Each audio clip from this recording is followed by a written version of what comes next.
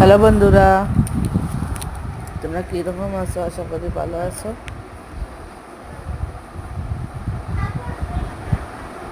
আজকে রান্না করলাম মোরলা মাছ বেগুন দিয়ে। তো প্রথমে মোরলা মাছ ভেজে নিলাম একটা প্যানের মধ্যে। মাছ ভাজা হয়ে গেছে, দিয়ে দিলাম।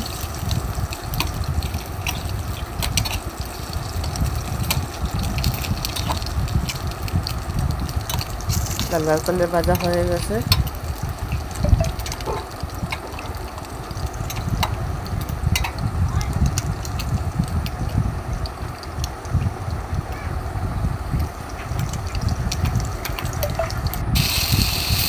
নামিয়ে নিয়ে দিয়ে দিলাম প্যানের উপরে বেগুন, একটু পাঁচফোড়ন, পেঁয়াজ বাটা, রসুন বাটা দিয়ে নিলাম বেগুন।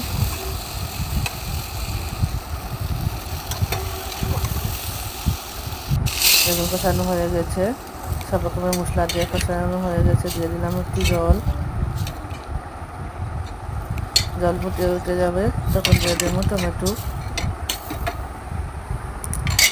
পুরো ভিডিওটা ভালোভাবে দেখাতে পারলাম না বন্ধুরা, আজকের ভিডিও অতটুকুই।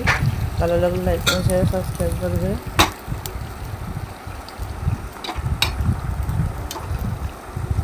ভিডিও লম্বা হয়ে যাবে, এই জন্য এতটুকুই হয়ে